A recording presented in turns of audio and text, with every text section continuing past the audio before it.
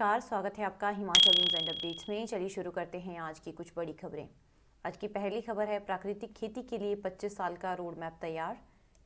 प्रदेश में प्राकृतिक खेती के लिए 25 साल का रोड मैप तैयार हो चुका है। जानकारी कृषि मंत्री वीरेंद्र कंवर ने दी।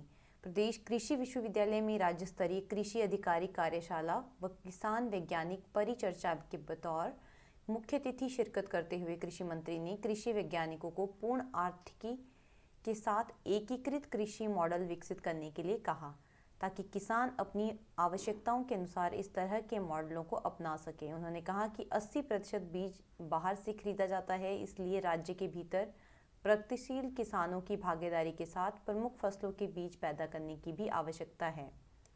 अगली खबर है, 2 साल का कार्यकाल पूरा कर चुके कर्मी 30 सितंबर से होंगे नियमित।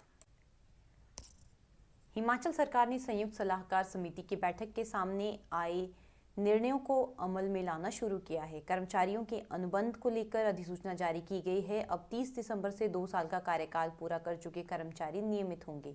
नियमित कर्मचारियों को खाली पदों के आधार पर तैनाती दी जाएगी। ये सभी तैनातियां वरिष्ठता के आधार पर होंगी और इसमें R&P नियमों को ध्यान में रखा जाएगा। कर्मचारियों को नियुक्ति से पहले मेडिकल फिटनेस साबित करनी होगी और दैनिक वेतनभोगी और आकस्मिक सेवा प्रदाता कर्मचारियों को सरकार ने बड़ा तोहफा दिया है। 30 सितंबर तक जिन भी कर्मचारियों की सेवा काल अवधि 4 साल पूरी हो चुकी है, उन्हें नियमित किया जाएगा। हालांकि सरकार ने इसके लिए 240 दिन नियमित रूप से कार्य करने की भी शर्त रखी है और यह शर्त जनजातीय क्षेत्र में भी लागू की गई है। इन सभी की तैनाती विभिन्न विभागों में खाली पदों पर की जाएगी। कोई भी नया पद किसी भी श्रेणी में जारी नहीं किया जाएगा। अगली खबर है, चंबा में टनल में रिसाव से जमीन में दरारें। बजोली होली हाइड्रो प्रोजेक्ट की टनल टेस्टिंग के बीच सोमवार रात को रिहायशी क्षेत्र में भी रिसाव आरंभ हो चुका है। इसके चलते एक मकान में दरारें आ गई, जबकि एक अन्य मकान में भी जमींदोज होने का खतरा बना हुआ है। इस बीच एक सेब के बगीचे में जमीन फटने से बड़ी बड़ी दरारें आ गई है, जिससे ग्रामीणों में काफी खौफ है। नतीजतन अब थक हार कर ग्रामीणों ने SDM का दरवाजा खटखटाया है। ग्रामीणों ने कहा कि सोमवार रात को सैनीराम तथा शक्ति प्रसाद के घर में पानी की नई धाराएं फूट पड़ी, जबकि रात को चैन सिंह के घर में बड़ी बड़ी दरारें आईं और साथ ही सेब के बगीचे भी दरारों से भर गए। इसके चलते पूरा झड़ौता गांव के लोगों में खौफ पैदा हो गया। हालत यह है कि ग्रामीणों को अपनी रातें जागकर गुजारनी पड़ रही है। पीड़ितों ने बताया कि गत दिनों कंपनी के अधिकारियों की मौजूदगी में मौके का दौरा किया गया था। इस दौरान वहां पानी का रिसाव नहीं हो रहा था, मगर मंगलवार को मौके पर भारी मात्रा में कई स्थानों पर पानी का रिसाव होना शुरू हो गया। ग्रामीणों का कहना है कि कंपनी प्रबंधन ग्रामीणों को झूठे आश्वासन देकर गुमराह कर रहा है, जबकि रिसाव को रोकने के लिए अभी तक कोई भी कदम नहीं उठाया जा रहा है। अगली खबर है, कॉलेजों में छुट्टियां 1 जनवरी से। प्रदेश के स्कूलों में विंटर वेकेशन के शेड्यूल के बाद अब कॉलेजों में भी छुट्टियां 1 जनवरी से होगी। शिक्षा विभाग की ओर से इस बारे में आदेश जारी किए गए हैं। इसमें कहा गया है कि हर एक प्रोफेसर छात्रों के इन छुट्टियों में 2 से 3 असाइनमेंट्स दे, ताकि छात्रों की पढ़ाई बाधित ना हो। इसके साथ ही छुट्टियों में सिलेबस पूरा करवाने की भी जिम्मेदारी होगी। इस अधिसूचना में कहा गया है कि केवल टीचिंग स्टाफ को ही छुट्टियां होगी, जबकि non teaching staff regular office में उपलब्ध होगा। छात्रों की इस दौरान ऑनलाइन पढ़ाई जारी रहेगी। उच्च शिक्षा निदेशालय डॉक्टर अमरजीत शर्मा ने बताया कि स्कूलों और कॉलेजों में 1 जनवरी से अवकाश होगा। अगली खबर है, हिमाचल में 1 जनवरी से किशोरों के लिए आएगी कोविड डोज। हिमाचल में 15 से 18 साल वाले वर्ग के किशोरों के लिए जनवरी में कोरोना वैक्सीन की पहली डोज लगेगी। सरकार ने स्वास्थ्य विभाग के लिए लक्ष्य तय कर दिया है। प्रदेश में इनकी संख्या 4.5 लाख है और इसमें से ज्यादातर किशोर स्कूलों में पढ़ रहे हैं। प्रदेश में 3 जनवरी से सुबह 9 बजे से किशोरों को कोरोना वैक्सीन की डोज लगना शुरू हो जाएगी। 1 जनवरी को हिमाचल को केंद्र सरकार से पहले चरण की 2.80 लाख कोविड डोज मिलेंगी।